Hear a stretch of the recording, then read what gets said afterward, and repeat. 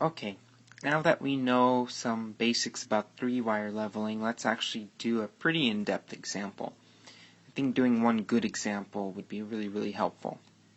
So in this scenario, let's say you set up your instrument in 3 places and you took the measurements of 4 different points. Okay? We'll start at our BM or our benchmark, our starting point. Remember, benchmarks are places where we know the elevation. And the benchmark the elevation of this benchmark is 602.78 feet. Okay? And the question is asking, using points A and B, what is the elevation of point C? What's the elevation of point C?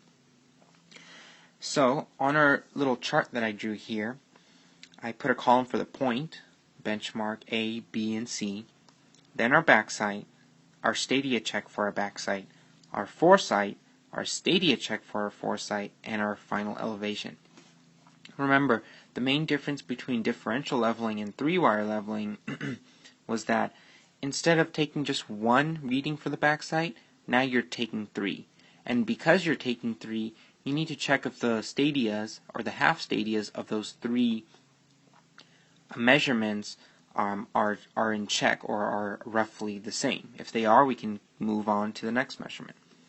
So, let's start here at A, or let me put down benchmark and say that its elevation is 602.78. Okay? So, we take the backsite for benchmark for BM and we read, remember we're taking 3 readings, not 1. We take, oops, it's not writing. We take one here, and one here. And the top, middle, and bottom, respectively, I'm going to write down the backsites for the top, middle, and bottom are 5.92 feet, 4.46, and 3.01. Okay? The first thing you want to do is check your stadias. Let's assume K is 100. Okay?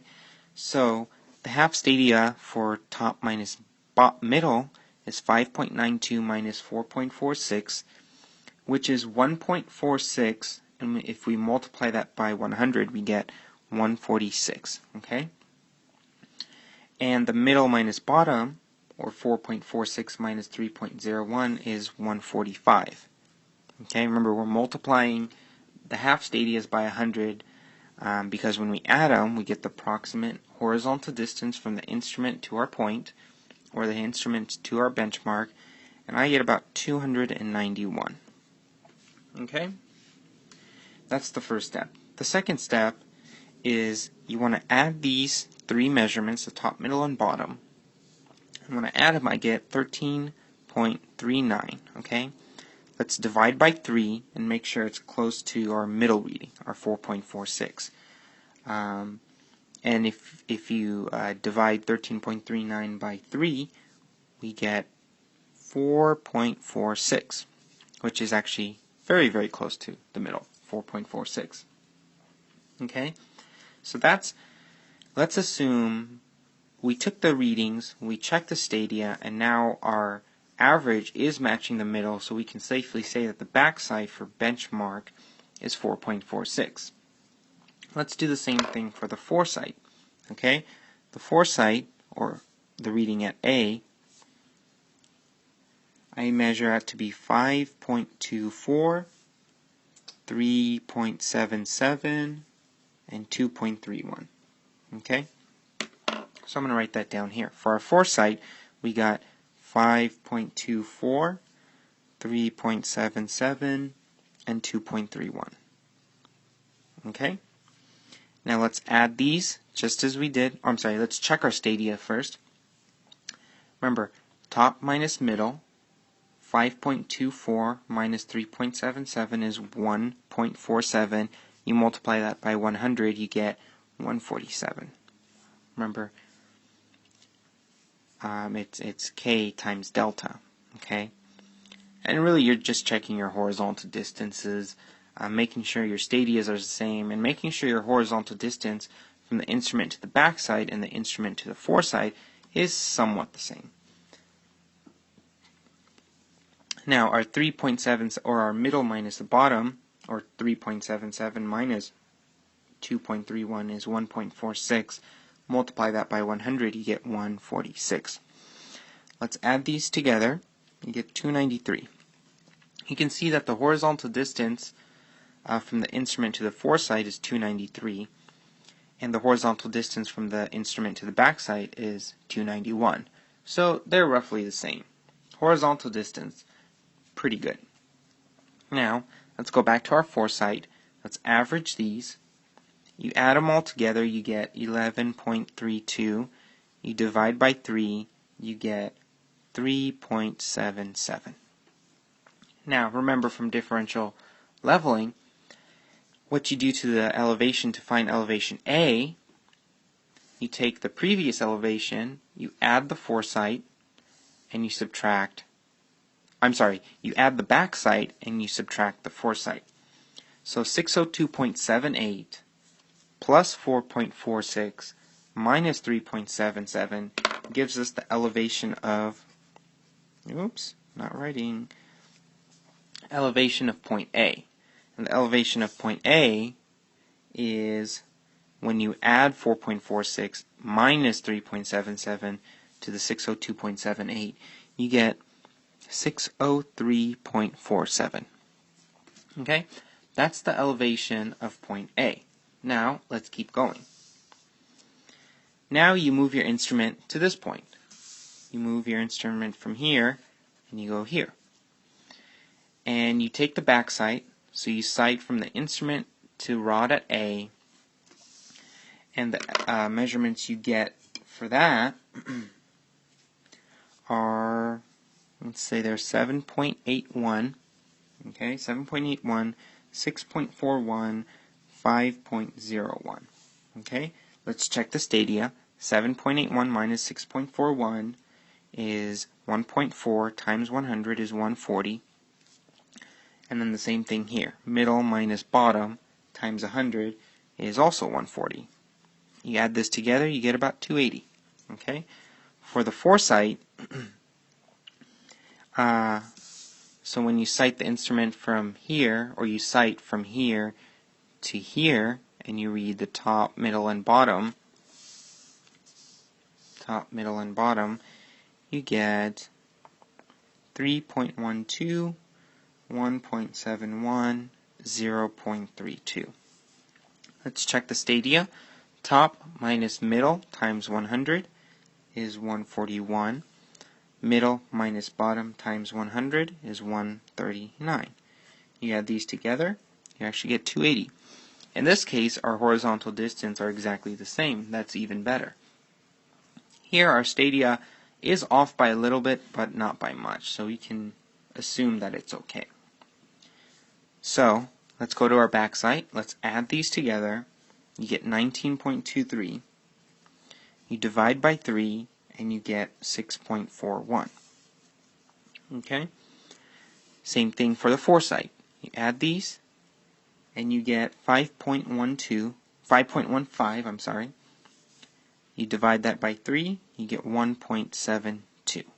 Okay? So, to find the elevation of point B,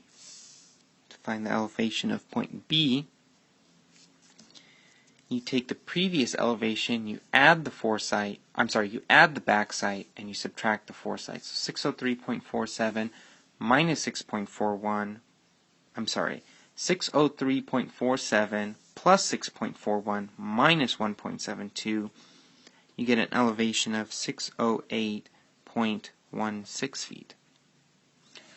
Why I wrote that in the blank column, I'm not sure. This actually goes here. Now, let's do this process one more time. So you take the instrument from here, you move it here, you take the back sight, and you take the foresight. And the back sight readings, your top, middle, and bottom, you get 6.86, 5.04, 3.20. Remember, this is for the backside. So you're at this point and you're backsighting to B, and you read the top, middle, and bottom. And you get these numbers. For the foresight, you're at this instrument and you foresight to C, and you read the top, middle, and bottom for those. You get 4.46, 2.62, 0.79. Let's go to the backside first. Let's check our stadia. 6.86 minus 5.04 times 100, you get 182. Middle minus bottom times 100, you get 184. Roughly the same, it's okay. You add this together, you get 366. Same thing for the foresight. For top minus middle times 100, you get 184. And the middle minus the bottom times 100, you get 183. You add these together, it's 367. Okay? So the horizontal distances are roughly the same, and the stadias are checking out to be good. Our backside, let's take the average just as we did the last two. You take these three numbers, you sum, or you take the sum of them, you get 15.10. Divide by 3, you get 5.03. Same thing for the foresight. Take these numbers, add them, you get 7.87. Divide by 3, and you get 2.62. Okay? So, to find the elevation of point C, you take the previous elevation, you add the backside, and you subtract the foresight. So 608.16 plus 5.03 minus 2.62 is 610.57. Okay? And this is the elevation of point C using three-wire leveling. Now, just remember to always check the stadia intervals before averaging these numbers. If your stadia interval came out to be significantly different, your half stadias, you may want to go back and remeasure or recite whatever point you were citing and take the measurements again. Okay? So that was an example using three-wire leveling.